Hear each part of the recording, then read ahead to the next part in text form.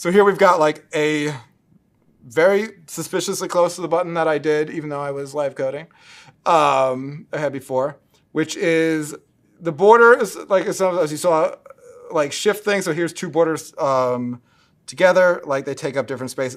Much more obvious when I hover, right? My whole layout is shifting with a border. That's no bueno.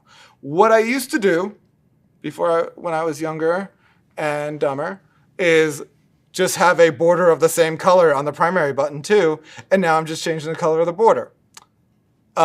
There's a better way, which is like, as we saw just a second ago, to use outlines. Now I can hover over it, it gets the outline, but we don't shift the layout at all, right? And so if you find yourself with a border on something and the layout shifting, you probably wanted an outline in that case. That said, like, you know, they're all available to you. Like if it is something where everything has a border, that's fine too. But like they do behave differently. You're like, that's kind of the same thing. Why do you have two? Well, that's why. There is a third as well.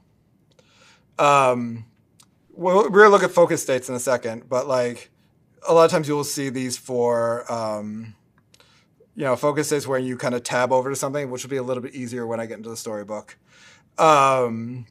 But like that state, I think if I click here and hit tab, yeah, there you can go. You can do outlines also just for like when you get to keyboard focus and stuff along those lines. We're going to look at that in itself in a second. Now, the reason why there is a third exists, but not anymore. Let me explain. It used to be, and is still true if you are supporting older browsers, that Outline had one major drawback, which is it didn't respect border radii, right? Which means if you had a rounded button and you tried to use Outline, you would end up with a square outline over a rounded button. I cannot show you that because the browsers support that now, and they will round everything, right? And so this, if you are targeting browsers, I could tell you the exact numbers, I probably haven't written down somewhere, but let's just go mid-2023 and later, right? You can just use outline and border all the time, and you are good to go. If you are supporting older browsers, and there's some other reasons why you might use the other one, there is one of the ones that break a rule for most of what we're going to say with Tailwind, where it's like, it's just normal CSS properties that you're mapping to. Rings, theoretically, also work the same way, but on older browsers, they will actually create what we're all seeing in my modern version of Chrome. And they are a little bit of a hack, which is, it is just a very fancy box shadow, right? That looks like a solid ring around it. Now, right now, if you're targeting modern browsers, it doesn't matter, just use outline, you're fine.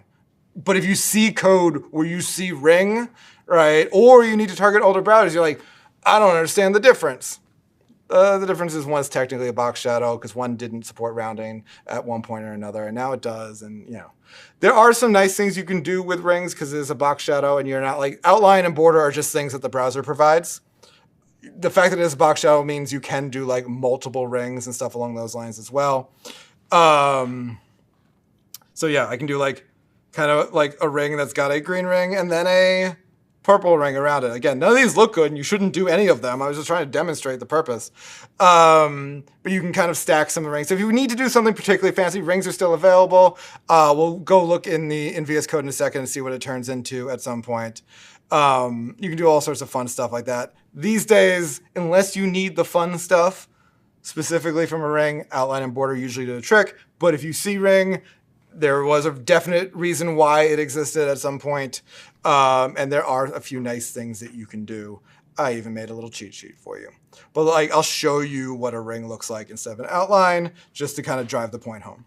So if we said ring of 1 or 2, and we said ring, and you can use both at the same time.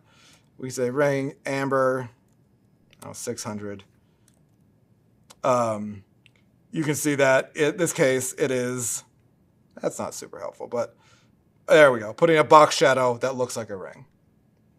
Let's go look at what I accidentally did. So now we've got both an outline and we have a ring. And I can do fun stuff because I can stack them where I can say like, oh, the other thing that a ring can do can be inset. While an outline can only be on the outside, a border is the border. A ring can also be inset. So I can do something like ring, inset. Yeah, and like we have both, so they're kind of stacking. I can also say then outline. If you do need to do something real fancy because your designers are having too much fun, we can say that, here we go, now it's got a offset of 8. I don't even, did I get rid of the outline in general though? Let's see. Now it's got an outline with an offset of 8. It's also got a ring. I can go put a border on there for fun too if I really wanted to. So if you needed to like stack these things up, you could. This is a horrible button. You shouldn't do this. You know, it's like one of those, it's the Jurassic Park thing of like, your scientists were so concerned asking whether they could, they didn't stop asking whether or not they should. But you can stack them. But the TLDR is, for most kind of interactive things, we don't want layout to shift, outline is your friend. Ring still exists if you need it for something very particular. You can most of the time ignore it. If you see it, it existed for a reason. That reason is no longer true.